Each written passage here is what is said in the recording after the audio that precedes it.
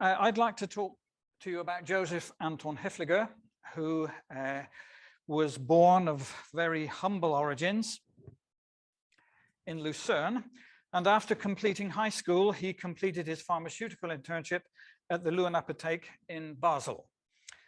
After further study in Basel, Geneva, and Paris, he completed his doctorate in 1901 and took over the St. Johanna Apotheke in Basel 2 years later and managed it until he moved back to Lucerne in 1948. Oh, wasn't it?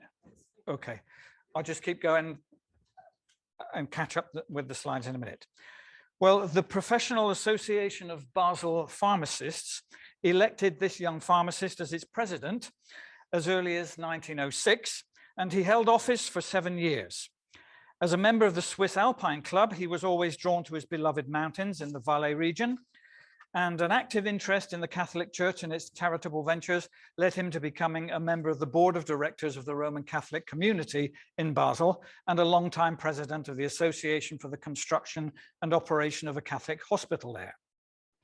He was an autodidact as far as history was concerned and began his research on family coats of arms, monuments, and antiquities, and that led him to the Swiss Heraldic Society, who appointed him a board member, and he became a longtime member of the editorial team then of the Swiss Heraldry Archives.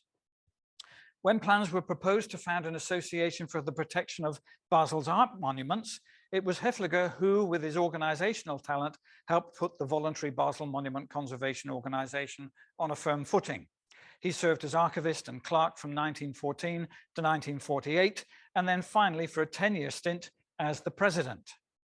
His main interest in life, however, was the history of pharmacy. He started systematically to collect antiquities related to the profession of the pharmacist.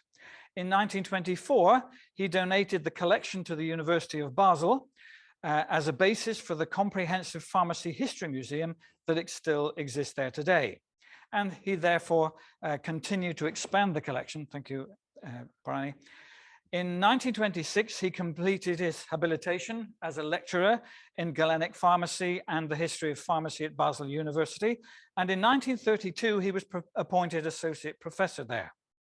He received many honors during his lifetime, and on his 70th birthday in 1943, the Josef Anton Hafliger Foundation was established in his honor for the benefit of the Swiss Museum of Pharmaceutical History. He served as vice chairman and from 1946 the president of the International Society for the History of Pharmacy. And at the close of World War II, he had the difficult task of reorganizing the society in the wake of the war. In recognition of his success and dedicated service, in 1954, he was appointed honorary president for life. But unfortunately, he was only to enjoy this honor for 3 months because on the 21st November 1954, he died at the grand old age of 81.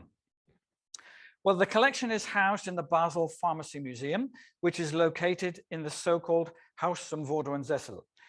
This building was first mentioned in 1296 when it was used as a public bathhouse fed from the water of the Golden Well, the Goldbrunnen. And just for authenticity, look, we've got a fountain there. The most famous part of the building's history began around 1490 when the book printer Johannes Ammerbach opened up a printing house there. And this was taken over in 1507 by another famous printer, Johannes Froben. A number of noteworthy humanist scholars, such as Erasmus of Rotterdam, resided and worked there. And these writers were joined by recognized illustrators such as Hans Holbein, the younger, Theophrastus von Hohenheim, better known as Paracelsus to us, who practiced medicine in that house as the Froben family physician between 1526 and 1527. This was at the time when you might remember Paracelsus burnt the hated books, hated by him that is, of Avicenna and so on in the fires of Basel, and then they immediately expelled him from the city.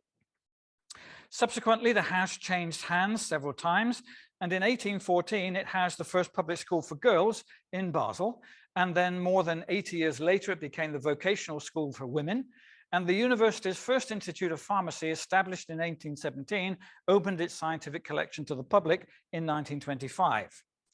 An important additional collection was obtained for the museum under the direction of Hafliger in 1928-9, and that was the collection of Dr. Theodor Engelmann, and it was purchased at the preferential price of only 23,000 Swiss francs, an absolute bargain. The main publication concerning the collection was published in 1931 and written by Hafliger himself, and it echoes the layout of the exhibits in the museum today. So let's have a look at some of the exhibits in detail, but be warned, this will not be a comprehensive tour. You're at the mercy of my interests. So I'm afraid if there's nothing there to interest you, it just shows you how strange I really am. There are several reconstructions of apothecary laboratories.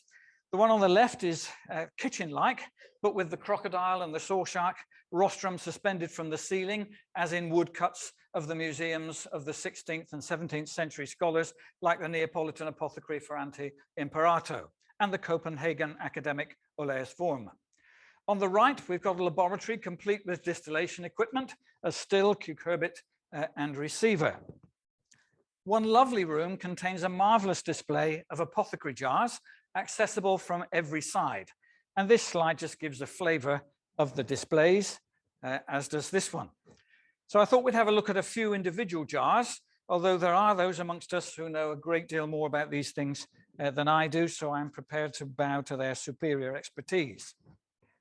Working from the left, lavender oil was used as a strong perfume in liniments, lotions, and ointments, but also as a stomachic and stimulant, and it was prescribed for headache and hysteria, which was that mysterious disease where the womb wandered around the body at will and needed to be put in its place by various preparations.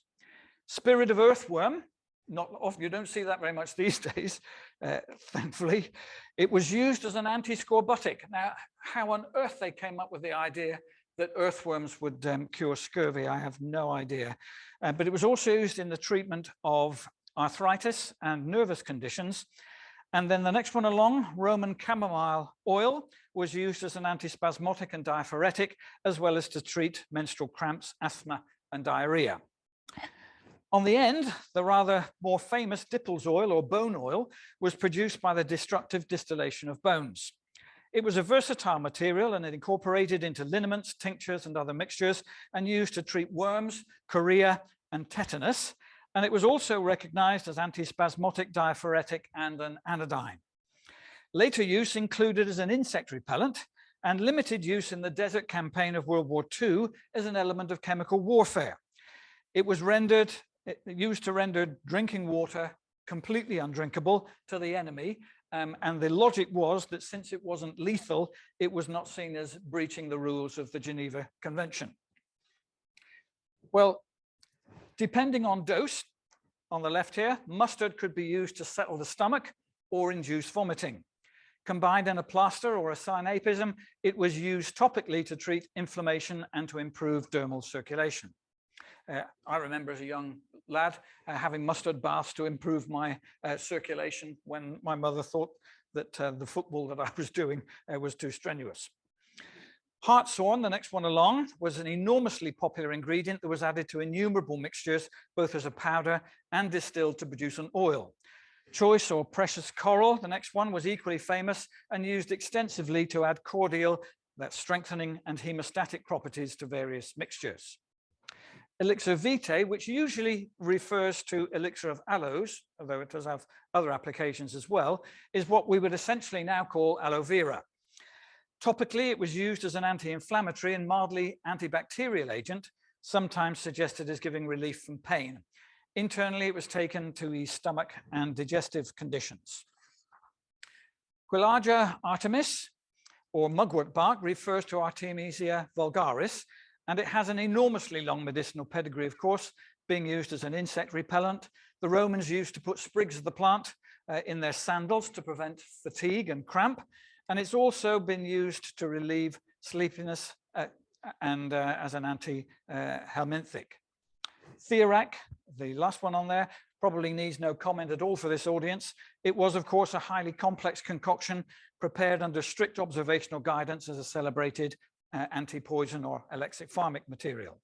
And likewise, Theorac is a famous element of classical medicine also used to protect against and treat poisoning. Again, from the left, guaiacum gum is a resin from the West Indian and American tree, guaiac. When brought back by the Spanish during the 16th century, it acquired a reputation for being useful in the treatment of syphilis, and it was also used to promote menstruation and in higher doses to induce abortion. Now, we mentioned pulverized earthworms before. If you've never actually seen them up close and personal, you can see what they look like, and it's no great surprise that they're about brown sludge in the bottom of the second bottle along. Still popular in the materia medica of some cultures even today, earthworms, of course, have been used for their diuretic, antispasmodic, antimicrobial, and anti-inflammatory properties, in addition to the ones that I mentioned already. Amethyst was praised as a treatment for drunkenness, while human fat was used to treat, often together with earthworms, great pain, especially of the bladder and the genitals. This sequence of wooden apothecary vessels has indications of their contents, also from Hafliger's collection, above them. So castor sacs are from the male beaver. They were pulverized and used in a wide range of medicines, especially as elixopharmacs. Lapis cancrorum, or crab's eyes, are neither eyes nor anything to do with crabs at all. They're pre-molt gastroliths formed in freshwater crayfish as temporary calcium stores ready for the growth of the new skeleton when the crayfish molts. And their distinct eye-like shape made them popular in a wide range of preparations. Ungula alcis is one of my favorites. Translated, that's the nail of the great beast. And the great beast is an elk. It was used to treat epilepsy, and according to legend, the elk could self-medicate for that disease, being a well-known sufferer from epilepsy, although quite how you tell an elk is undergoing an epileptic fit, I dread to think. But it would self-medicate by scratching with its hind foot behind his left hind foot behind its right ear. Now, if we could get up and try this, if you like, but even if standing on two legs, it's bad enough. Standing on four, you're destined to fall over dramatically, I think. And so it was awarded these sort of magico-medicinal properties. Mummy was an enormously popular and often fabricated item of materia medica and used in a wide range of mixtures, whilst the calcareous osseous sepia, that's cuttlebone of budgie feeding fame, was also used medicinally from Egyptian times right through to the 1750s. Medicinal containers were not only made of porcelain, wood, and metal, but a wide range of other materials was used for storage purposes as well. And some, like these, were used because of their perceived elixopharmic properties, and they were therefore useful for imbuing the contents with extra power. Or they might protect the apothecary from the effects of handling their harmful contents. So we've got storage vessels here, fashioned from numerous special materials, ibex horn, for example, coconut, ostrich and emu eggs, ivory, tortoise shell, and serpentine. And deposits of serpentine were discovered in Germany during the 17th century, leading to a whole industry of elixopharmic tableware and amulet production in that area. Hafliger also produced some preparations according to ancient recipes for display purposes. The Margrave anti-epileptic powder is an example. Popular during the 17th and 18th centuries and based on a fairly simple recipe, which evolved only a little over approximately 300 years of its use, the powder centered around 9 main ingredients listed here. Some of these seem to have been included because of their generally strengthening properties, ivory, spodum, gold, and pearl, while others had a long association with epilepsy, both as amulets and as medicinal simples. Peony, like we heard from Maria before, mistletoe, coral, unicorn horn, and the elk hoof again. The popularity of the powder is illustrated by its regular treatment of Wolfgang Amadeus Mozart for feverish conditions. And if you want to know more about this, keep your eyes on the forthcoming pharmaceutical historian. Some other complex preparations are illustrated here. On the left, Magistery of coral was a precipitate obtained once finely powdered precious red coral had been completely dissolved in an acid, in this case sulfuric acid, and the preparation was believed to be exalted. In other words, to have the same properties as the unprocessed coral, but highly concentrated, and was supposedly able to penetrate the body more effectively to reach its furthest distant reaches. Mineral bezoar, the next one along, was the geological equivalent of bezoar stones from various mammals. Maimonides recorded that they came from Egypt, but Paolo Boccone records them from Sicily.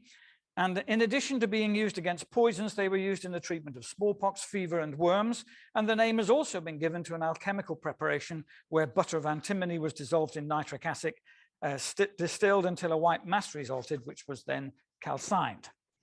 Diphoretic antimony is an antimony oxide, while lapis medicamentosus is an alchemical stone invented by Oswald Kroll, one of Paracelsus' disciples. Early recipes are based on Roman vitriol, which is cupric sulfate, white vitriol, zinc sulfate, alum, lead carbonate, and zinc oxide, and an earth such as bolarmeniac. It enjoyed a wide range of applications, being laid, and I quote, to fasten the teeth, preserve the gums, heal up and dry ulcers and wounds, and in compositions for sore eyes. It was also injected into the urethra as a treatment for gonorrhea. The collection houses a large number of amuletic materials and pomanders. The specimen on the top left consists of labeled compartments that opened up a little bit like an orange. Each segment contained a different aromatic material used to combat pestilential air. Another design is shown at the top center, where a cage held a special aromatic ball, but the perforations allowed the scent to escape into the surroundings. Okay, so fire exit opposite. Now, hang on then.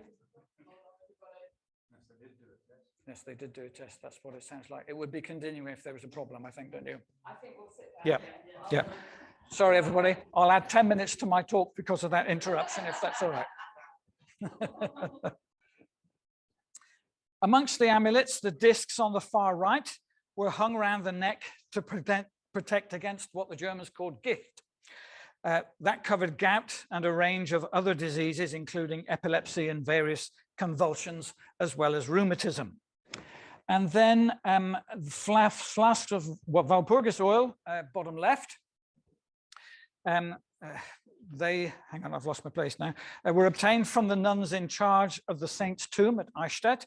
And there, an oil that drips from the tomb of the saint was collected and sold to the pilgrims as a healing balm that they could use around their neck as a sort of an emergency first aid kit that you could employ if you needed it. The metal shell has got a stylized pearl and it's called a Gesundheit amulet. So basically a general healing amulet, not for sneezing, it's the more general German name.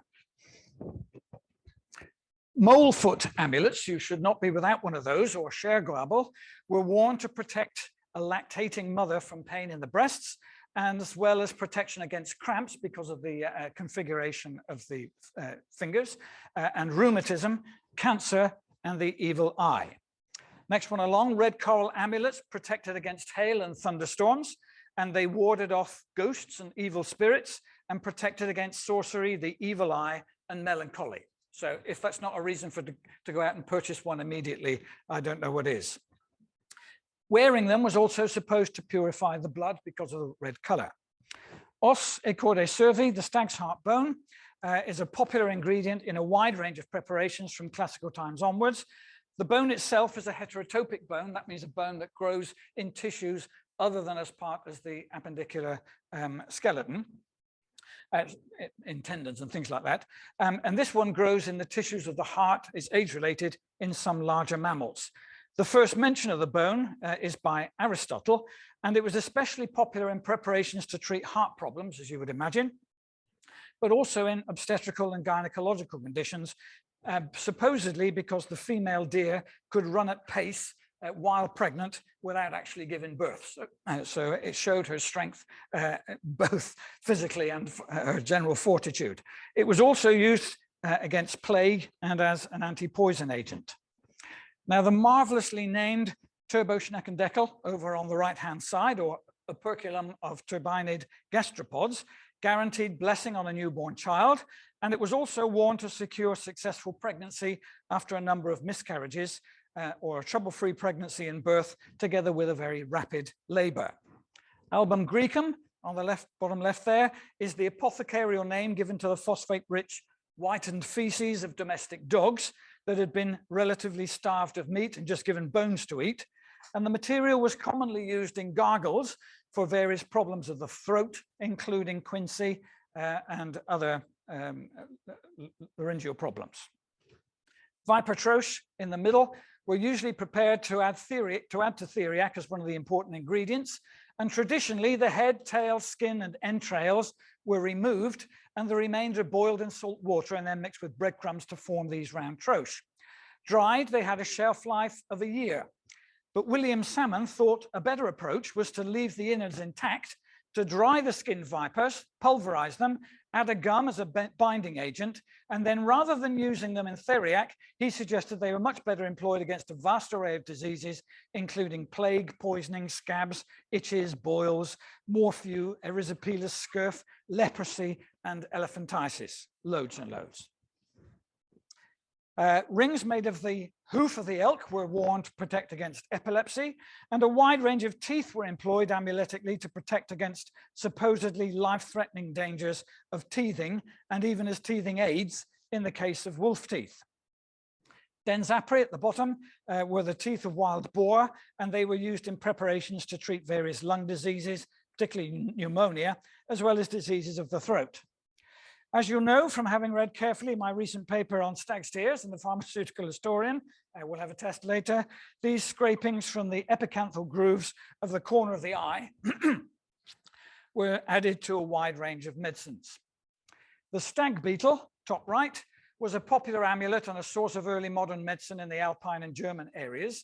The head was worn as an amulet, especially by children, to protect against evil forces, epileptic seizures and convulsions. Also against bedwetting and cramp. I haven't been able to chase down the lynx claw in the middle yet there, but that's a work in progress. According to 17th century German authors, Unicornum fossilium, top left, belongs to the true unicorn, and that is a mammoth tusk. It was esteemed as an astringent and fortifier of the heart, commended for stopping fluxes of the digestive system, gonorrhea, blood loss, and so on. Etites, middle at the top, was a concretion of iron carbonate, often with a few loose sand grains inside. And because when you rattled it, you could hear these little sand grains rattling, the Americans called it a rattlestone. And it was believed that the stone was pregnant and in the process of giving birth because you could hear the children inside. And therefore you could use it to control birth. So if you strapped it around the stomach, if there was danger of the pregnancy taking place too quickly, you just hoik it up there and the magnetic attraction between the stone and the baby would hold it in position. But if you were going through a long labor, you could whip it down to the kneecaps and there it would exert its effect and pull the baby out quickly. Schreckstein, top right, or fright stones are made up of a wide range of minerals, here banded agate and carnelian, cut into these lozenge shapes. And it was believed that if expectant mothers received a fright during pregnancy, it resulted in monsters or peculiar birthmarks and so on. And wearing these could mitigate against it. Terra sigillata, bottom right, are sealed earths, very popular ingredients in anti-poison medicines. And malachite, on the left there, is a hydrated copper carbonate with distinctive green color, commonly used in oval or heart-shaped amulets like this to protect against cramps.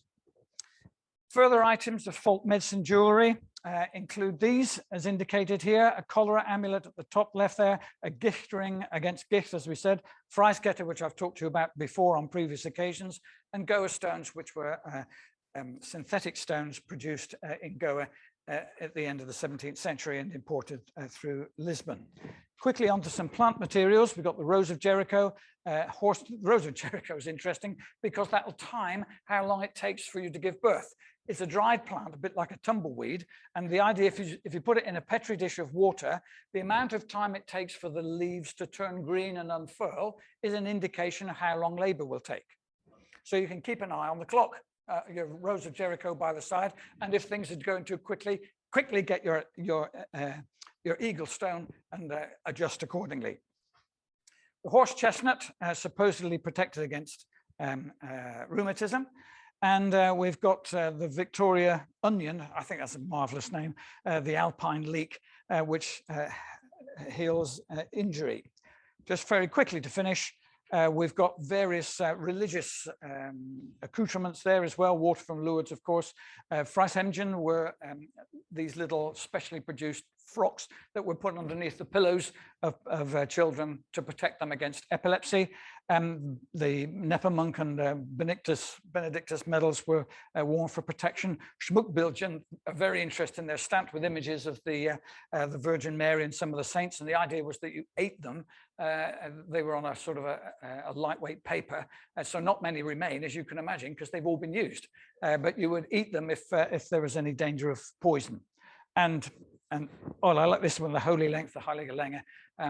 There was a big drive to work out the actual height of Jesus Christ or the Madonna and so on. And then they would produce strips of paper exactly that length and wrap it around the body so as to, they were covered in prayers and images as well in order to protect against various diseases. And of course, votive offerings and various crosses to protect as well.